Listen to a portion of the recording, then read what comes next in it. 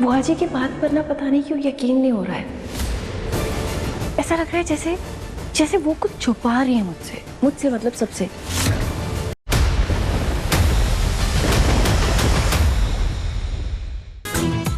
रोनी सलूजा मुझे 10-20 करोड़ की भीख देकर मुझे घर से निकालना चाहता है। लेकिन इस बार मैं पैसे लेकर तो नहीं जाऊंगी। वाह विशाखा वाह, जो सालों पहले तूने चाल चली थी आज वही चाल तेरे काम आ रही है। ये सब कैसे हुआ? भूषण की हालत तो और भी ज्यादा खराब है। हालत तो तुम्हारी बेटे की 2 कौड़ी की कमाई ने पहले ही खराब कर रखी है हमारी। कभी कभी तो खाली याद आता है, इसलिए आप ना चुप ही रहिए।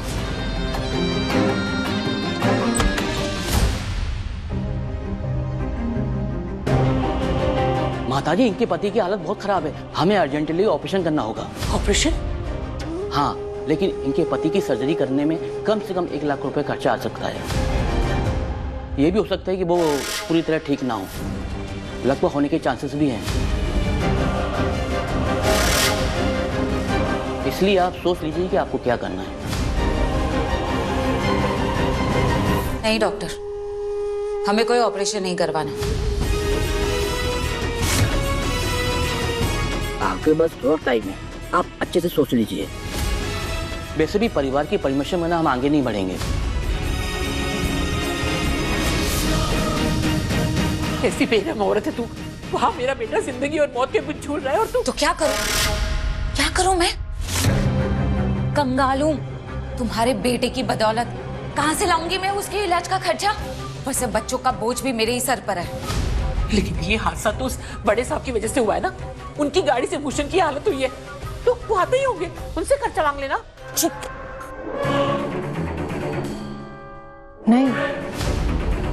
नहीं कर सकती। नीतू मैम कभी भी रोनी सर को अपनी बहन से रिश्ता तोड़ने के लिए नहीं करेंगी, और रोनी सर ऐसा कभी नहीं करेंगे।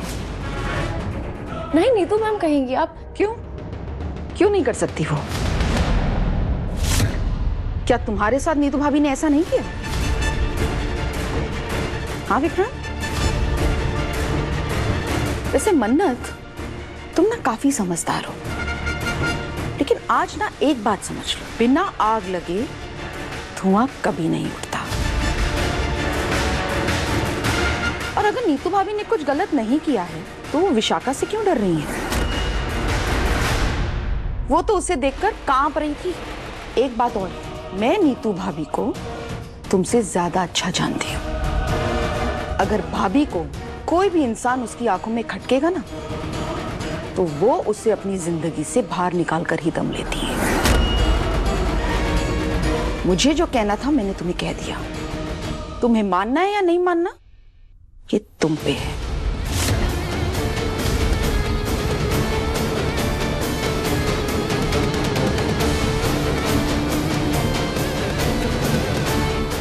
मैं जानती थी विक्रांत नीतू भाभी और रोनी भाई साहब का बेटा नहीं है। कुछ तो गड़बड़ है। और अब ये अनजान औरत विक्रांत को अपना बेटा कह रही है। मैं इस बात को जाने नहीं दूंगी। रवीना मैम चाहे जो कुछ भी कहें, मुझे नहीं लगता कि नीतू मैम ऐसा कर सकते हैं या रोनी सर ऐसा कर सकते हैं। ऐसा कैसे कर सकती है? मॉम ने किया है मिस मन्नत। ऑफ कोर्स मॉम ने किया है। उनकी जिद के चलते मैंने तुम्हारे साथ कितनी बार गलत किया है, उनकी जिद के चलते। मुझे पूरा यकीन है डैड को मॉम ने ही मजबूर किया बुआ जी से दूर रहने के लिए। ओह गॉड।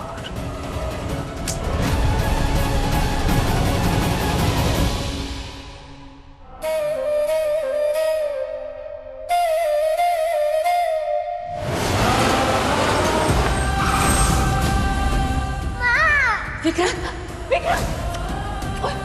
मेरा पुत्र।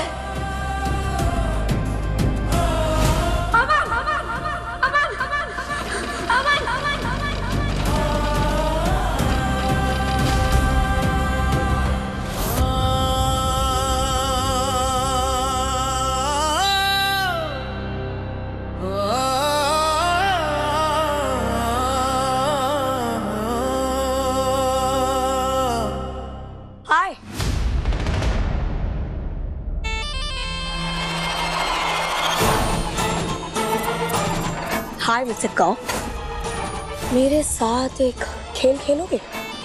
चोर और पुलिस का खेल, जिसमें मैं पुलिस और तुम चोर। क्या कहते हो? अगर मैं तुमको बोलूं कह रहा, तुमको बुरा लगेगा ना? मैं औरतों के साथ रूड नहीं होता, अच्छा नहीं लगता मुझे, इसलिए प्यार से करूं। चलो जाओ यहाँ से। That's very rude, Mr. Cop. अगर तुम्हारे बिहेवियर से मैं अपसेट हो गई और गुस्से में मैंने सबको सच बता दिया तो? अगर मैंने सबको ये बता दिया कि जिस औरत को विक्रांत अपनी बुआ समझ के इस घर में लाया है, वो उसकी माँ होने के साथ साथ तुम्हारी भी माँ है, तो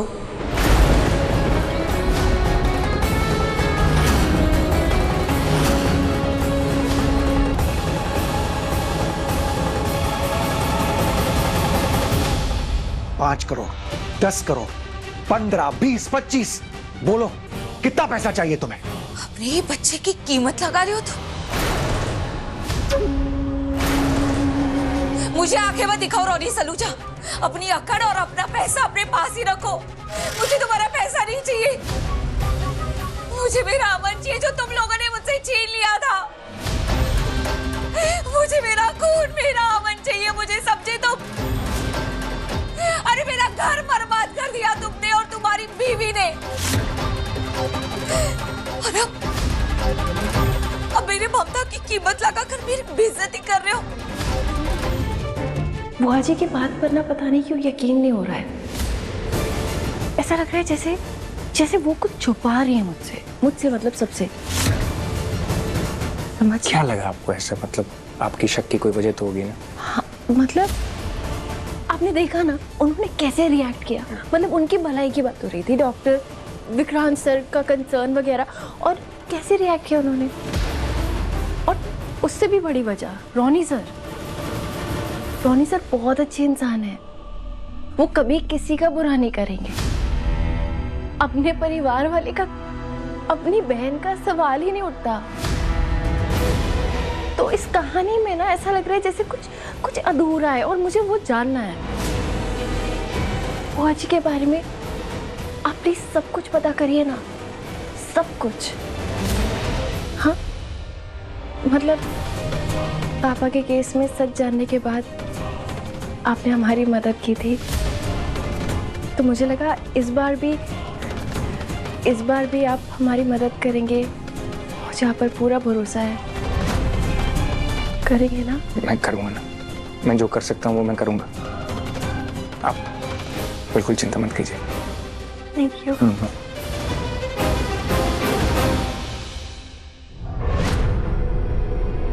ना चाहते हुए भी जीवन में कितने झूठ बोलने पड़ रहा है हमेशा। इस घर में जो अच्छे लोग हैं ना, उन्हें मैं तकलीफ नहीं देना चाहता हूँ। औरतों ने सारा ब्रह्मांड सर पे उठा रखा है।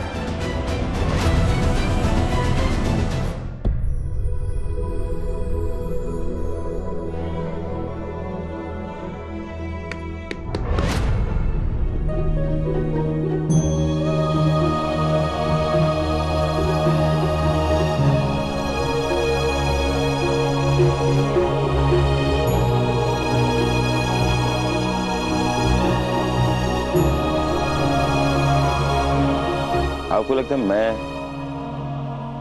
डॉक्टर का इंतजाम, पैसे का इंतजाम नहीं कर सकता? मॉम, मैं ये करूंगा, पर जब तक बुआ जी इस घर में, क्या आप सच बताने के लिए तैयार है? क्योंकि मुझे वो जानना है।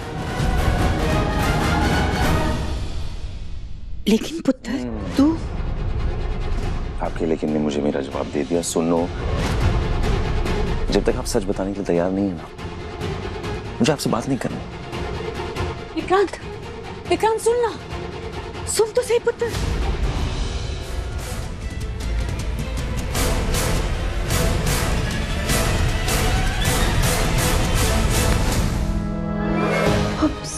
सॉरी क्या चाहिए अब? नीतू जी, मैं आपसे ही मिलने आ रही थी। कल करवा चौथ है ना, आप विक्रांत की माँ हैं, मन्नत की होने वाली सास है। और मन्नत विक्रांत के लिए करवा चौथ का व्रत रखना चाहती है। तो मैं सोच रही थी कि अगर आप उसे सरगी देंगी तो। सरगी? अरे कैसे लगा तुम्हें कि मैं उस अपशगुनी और मनहूस कुड़ी को सरगी दूंगी? माना कि चौल में रही हो, गरीब हो, लेकिन इतनी हिम्मत? बस मुंह उठाकर मांगने चली आई मुझसे? नीतू मैम, आप मेरे पास ऐसे कैसे? मन्नत नहीं,